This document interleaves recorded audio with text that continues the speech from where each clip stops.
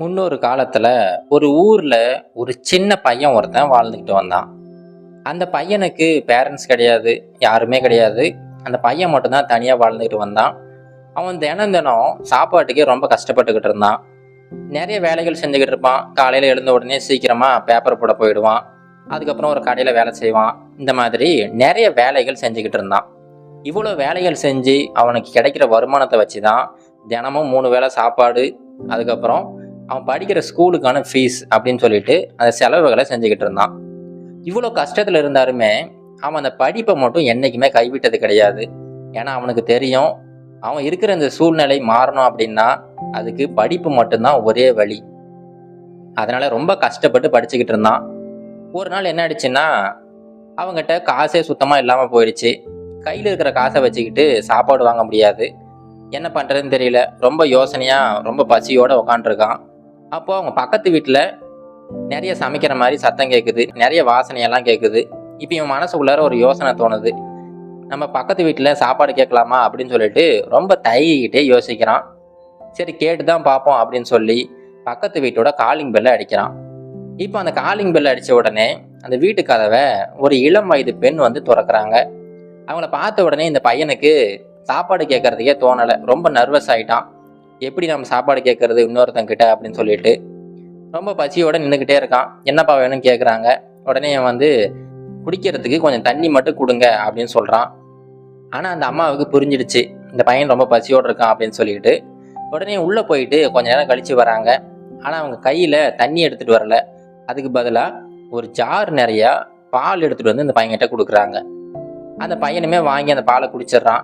குடிச்சு முடிச்சுட்டு, எவ்வளோம்மா நான் காசு கொடுக்கணும், நான் தண்ணி தான் கேட்டேன், அதுக்கு பதிலாக நீங்கள் ஒரு ஜார் நிறைய பால் கொடுத்துருக்கீங்க, இதுக்கு நான் எவ்வளோ பே பண்ணணும் அப்படின்னு சொல்லிட்டு கேட்குறான். அதுக்கு அந்த அம்மா சொல்கிறாங்க, இல்லைப்பா நீ எந்த காசும் கொடுக்க வேண்டாம், அன்பை பரிமாறுறதுக்கு காசு தேவைப்படாது, அதனால நீ போயிட்டு வா அப்படின்னு சொல்லிட்டு அந்த சின்ன பையனை அனுப்பி விட்டுறாங்க. அந்த பையனுமே போயிட்டு அவனுடைய வேலைகளை பார்த்துக்கிட்டு இருக்கான். இப்படியே காலங்கள் கடந்து போகுது. நாட்கள் வாரங்கள் ஆகுது, வாரங்கள் மாதங்கள் ஆகுது, அப்படியே வருடங்கள் ஆகுது. இப்படியே பல வருடங்கள் கழிஞ்சு போயிடுச்சு. இப்போ என்னாச்சுன்னா, அந்த இளம் வயது பெண் கொஞ்சம் கொஞ்சமாக வயசாக ஆரம்பிக்குது அவங்களுக்கு. இப்போ ரொம்ப வயசாயிடுச்சு. இப்போ திடீர்னு அவங்களுக்கு உடல்நிலை சரியில்லாமல் போயிடுது. அந்த ஊரில் இருக்கிற பெஸ்ட் ஹாஸ்பிட்டலுக்கெல்லாம் கூட்டிகிட்டு போகிறாங்க. ஆனால் எங்கே கூட்டிகிட்டு போனாலுமே அவங்களுக்கு இருக்கிற அந்த நோயை சரி செய்யவே முடியல. அது ரொம்ப ரேரான டிசீஸ். இதை சரி செய்யணும் அப்படின்னா டவுனில் இருக்கிற ஹாஸ்பிட்டலுக்கு கூட்டிகிட்டு போங்க அப்படின்னு சொல்லிட்டு டவுனில் இருக்கிற ஒரு பெரிய ஹாஸ்பிட்டலுக்கு ரெஃபர் பண்ணி விட்றாங்க. அந்த ஹாஸ்பிட்டல் பார்த்தீங்கன்னா ஒரு ப்ரைவேட் ஹாஸ்பிட்டல் தான். அங்கே நார்மலாக உள்ளே போனாவே ஏகப்பட்ட காசு கேட்பாங்க அப்படின்னு சொல்லிட்டு ரொம்ப தயக்கத்திலே இருக்காங்க. சரி இருந்தாலும் பரவாயில்ல, இவங்க உயிரை காப்பாற்றணும் அப்படிங்கிறதுக்காக ரொம்ப கஷ்டப்பட்டு அந்த ஹாஸ்பிட்டலுக்கு கூட்டிகிட்டு போகிறாங்க. இப்போ இந்த அம்மாவை அங்கே ஹாஸ்பிட்டலில் சேர்த்திட்டாங்க. அவங்களுக்கு தேவையான டெஸ்ட்லாம் எடுத்துக்கிட்டு இருக்காங்க. இப்போ அந்த ஹாஸ்பிட்டலில் இருக்கிற நிறைய டாக்டர்ஸ் இந்த பேஷண்ட்டை பார்க்குறாங்க. ஆனால் யாருக்குமே சரியாக பிடிபடலை அவங்களுக்கு என்ன நோய் வந்திருக்கு அப்படின்னு சொல்லிட்டு. கடைசியாக அந்த ஹாஸ்பிட்டலோட தலைமை மருத்துவர்கிட்ட இந்த செய்தி போகுது, இந்த மாதிரி ஒரு அம்மா அட்மிட் ஆகிருக்காங்க, அவங்களுக்கு இருக்கிற அந்த நோயை பற்றி யாருக்கும் சரியாக தெரியலை, ரொம்ப ரேரான ஒரு டிசீஸாக இருக்குது, அதுக்கு எப்படி ட்ரீட்மெண்ட் பண்ணுறதுன்னு கொஞ்சம் ஹெல்ப் பண்ணுங்க அப்படின்னு சொல்லி அந்த தலைமை மருத்துவர்கிட்ட ஹெல்ப் கேட்குறாங்க. அவர் அந்த அம்மா பேர் என்ன, எங்கேருந்து வந்திருக்காங்க அப்படின்னு விசாரிக்கிறாரு. அவங்க அந்த ஊர் பேரை சொன்ன உடனே இவருக்கு மனசுக்குள்ளார ஒரு இனம் புரியாத ஒரு மகிழ்ச்சி. சரி வேக வேகமாக அங்கேருந்து வராரு. வந்துட்டு பேஷண்ட்டை பார்க்குறாரு. அந்த அம்மா ரொம்ப சோர்வாக படுத்திருக்காங்க. அதுக்கப்புறம் அவங்க தேவையான எல்லா டெஸ்ட்டு அப்புறம் மருந்துகள் அப்படின்னு சொல்லிட்டு கூட இருந்து எல்லா விஷயங்களுமே கண்காணிக்கிறாரு. ரொம்ப கஷ்டப்பட்டு பல மாதங்கள் போராடி ஒரு வழியாக அந்த அம்மாவை சரி பண்ணிடுறாங்க. இப்போ அந்த அம்மாவுக்கு அந்த நோய் தீர்ந்துடுச்சு. இப்போ அவங்க டிஸ்சார்ஜ் பண்ணிக்கிட்டு இருக்காங்க. இப்போ அந்த அம்மா ரொம்ப பயந்துக்கிட்டே படுத்துக்கிட்டு இருக்காங்க. ஏன்னா பல மாதங்கள் அந்த ப்ரைவேட் ஹாஸ்பிட்டலே இருந்துட்டாங்க. ஒவ்வொரு நாளுமே எவ்வளோ காசு போட்டிருக்காங்கன்னு தெரியல. இப்போ கடைசியாக பில்லு வந்தால் தான் தெரியும். அநேகமாக நான் இதுக்கப்புறம் இருக்கிற வாழ்நாளில் எவ்வளோ சம்பாதிக்கிறனோ அந்த மொத்த காசையுமே ஹாஸ்பிட்டல் பில்லாக செட்டில் பண்ண வேண்டியிருக்கும் அப்படின்னு சொல்லிட்டு ரொம்ப பயத்தோடு இருக்காங்க. இப்போது அங்கே இருக்கிற அந்த நர்ஸ் ஒருத்தங்க எல்லா பில்லையுமே சேர்த்தி ஒரு அமௌண்ட்டு போட்டாங்க.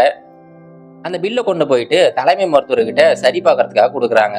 இப்போ அந்த தலைமை மருத்துவர் தான் இதை சரி பார்க்கணும். சரி பார்த்துட்டு ஏதாவது குறைக்கணுமா இல்லை ஏதாவது ஆட் பண்ணணுமா அப்படின்னு சொல்லிட்டு சஜஷன்ஸ் எல்லாம் கொடுப்பாரு.